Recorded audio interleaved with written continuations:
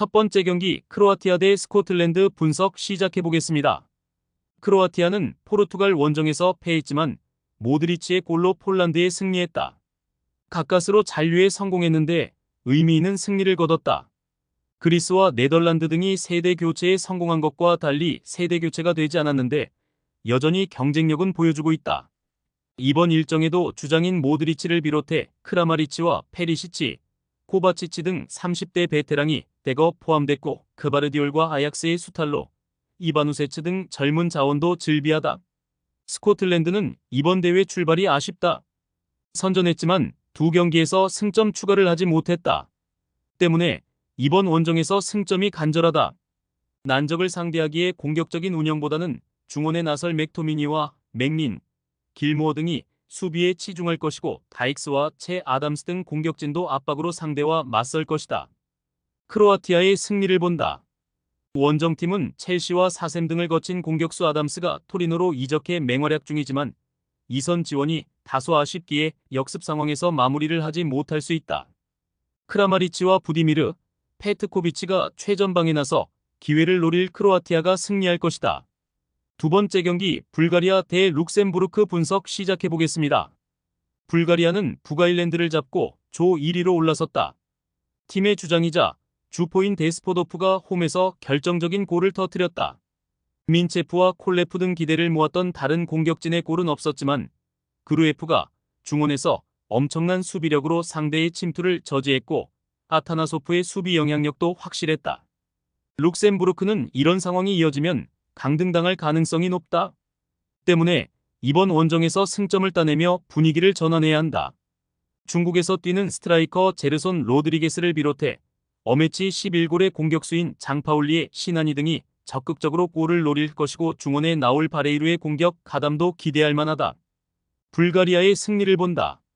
룩셈부르크는 능력 있는 중앙 미드필더 바레이루가 있지만 그의 파트너가 불안하다. 그루에프와 키리프가 중원에서 경기의 주도권을 내주지 않을 것이고 민체프와 데스포도프가 침투로 해결할 불가리아가 승리할 것이다. 세 번째 경기 폴란드 대 포르투갈 분석 시작해보겠습니다. 폴란드는 크로아티아 원정에서 경기를 잘 풀어가고도 패했지만 스코틀랜드 상대로 승점 3점을 따냈다. 레반도프스키와 스지만스키 등의 골이 나온 경기였다. 그리고 이제 선두권으로 올라서기 위해 1위 팀 상대로 승리를 원하고 있다. 40세를 바라보는 나이에도 라리가 최고의 스트라이커로 활약 중인 레반도프스키를 비롯해 피아텍이 다시 대표팀에 승선했고 지엘린스키와 스지만스키가 중원을 이끌 수 있다. 포르투갈은 우승을 노리고 나선 이번 네이션스 대회에서 2승을 기록 중이다. 다소 대진운이 좋다는 평도 있지만 강팀의 위용을 드러내고 있다. 주장인 호날두를 비롯해 부주장인 베르나르드 실바, 페르난데스와 디오고 조타 등 월드클래스 레벨의 선수가 질비하고 레앙과 페드로 네투를 교체로 내보낼 수 있는 엄청난 스쿼드다. 후벤 디아스가 버티는 수비도 강력하다. 포르투갈의 승리를 본다. 폴란드는 베드나렉과 발루키에비츠 등 피지컬이 좋고 제공권 장악에 능한 중앙 수비가 있다. 그러나 네투와 레앙 칸셀로 등이 빠른 발을 앞세운 돌파로 공간을 침투할 포르투갈에 고전할 것이다. 호날두와 조타의 마무리도 기대되는 포르투갈이 승리할 것이다. 네 번째 경기 스페인 대 덴마크 분석 시작해보겠습니다. 스페인은 세르비아 원정에서 무승부에 그쳤지만 스위스 원정에서는 대승을 거뒀다. 비록 그 경기에서 센터백으로 나선 아틀레티코의 르노르망이 퇴장을 당하긴 했지만 경기에 큰 변수가 되진 않았다. 때문에 이번 경기에는 라포르테의 파트너로 파우 토레스와 빌바오의 비비안이 나설 것으로 보인다. 부상에서 돌아온 메리노는 전 소속팀 동료인 주비멘디와 함께 로드리가 부상 중인 중원에 나설 것이 유력한데 야말과 모라타가 최전방에 나설 수 있다. 덴마크는 세르비아와 스위스 상대로 모두 승리했다. 도르구와 호이비에르, 그렌베크와 폴센 등 4명의 선수가 득점에 성공했고 두 경기 연속 실점하지 않았다. 오스트리아, 그리스와 더불어 최근 유럽에서 가장 놀라운 스텝업에 성공한 나라인데 공수 밸런스가 안정적이다. 안데르센과 크리스텐센의 수비도 탄탄하고 폴센과 돌베리, 요나스 빈 등이 골을 만들 수 있다. 스페인의 승리를 본다. 덴마크는 최전방에 나설 돌베리를 제외한 선수들이 쉽사리 하프라인을 넘지 않는 수비적인 운영을 할 것이다.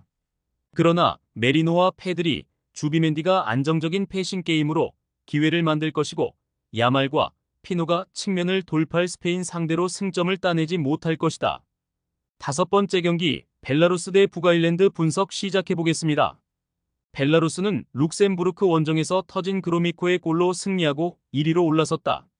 두 경기에서 단 한 골에 그쳤지만 수비진이 한 골도 실점하지 않았다. 팀 수비의 핵인 볼코프를 중심으로 마티노비치가 두터운 수비벽을 이뤘고 에봉은 안정적인 수비 가담으로 상대를 막아냈다. 단 안정적인 수비와 달리 공격 상황에서 확실하게 해결할 선수는 보이지 않았다. 북아일랜드는 불가리아 원정에서 패했다. 그러나 룩셈부르크전 승리로 승점 3점을 챙겼다. 조니 에반스 에라가 끝났기에 어려운 대회가 예상됐는데 출발은 나쁘지 않다. 브로미치의 센터백인 맥네어가 수비의 중심을 잡아줬고 옥스포드 돌풍의 주역인 브라운도 존재감이 확실하다. 1위를 노리고 있기에 이 경기에는 매그니스와 찰스 등이 역습으로 승부를 보려 할 것이다. 접전을 본다. 전력상으로는 북아일랜드가 더 안정적인 게 사실이다. 또 벨라루스는 러시아 전쟁 지원으로 인해 홈구장을 사용할 수 없다. 그러나 북아일랜드는 여전히 최전방 공격을 이끌 확실할 9번 유형의 선수를 찾지 못했다. 벨라루스가 안정적인 수비를 바탕으로 승점 1점을 챙길 수 있다. 여섯 번째 경기 키프로스 대 루마니아 분석 시작해보겠습니다. 키프로스는 리투아니아 원정 승리로 대회 첫 승을 따냈다. 그러나 홈에서 코소보에 완패하며 분위기를 이어가지 못했다. 때문에 홈에서 열리는 이번 일정에서 승점 추가가 필요하다. 카스타노스와 아르티마라스 등 중앙조합이 적극적으로 골을 노리는 운영을 할 것이고 치오니스가 최전방에 나설 것이다.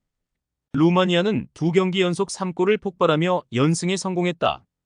유로를 비롯해 최근 유럽 무대에서 좋은 성적을 내고 있는데 네이션스리그 승격을 위한 이번 대회 출발도 좋다. 데니스 맨과 드라고스 등 공격진은 기회를 잘 해결하고 있고 스탄치우의 중원 존재감도 확실하다. 손흥민의 팀 동료인 드라구시는 수비진의 리더로 활약 중이다. 루마니아의 승리를 본다. 키프로스는 아포에를 비롯해 경쟁력 있는 클럽을 보유한 나라지만 대표팀 전력은 아쉽다. 데니스 맨이 경기 내내 스피드를 앞세운 돌파로 홈팀 수비를 공략할 것이고 스탄치우와 미하일라의 중원 장악이 있을 루마니아가 승리할 것이다. 최종 조합은 영상 아래 고정 댓글로 말 걸어주시면 오늘 정보방에서 무료로 공유해드립니다. 제발 손해보면서 토토하지 말고 다같이 웃으면서 즐겁게 베팅합시다. 함께 하실 분들은 부담 갖지 마시고 편하게 말 걸어주세요.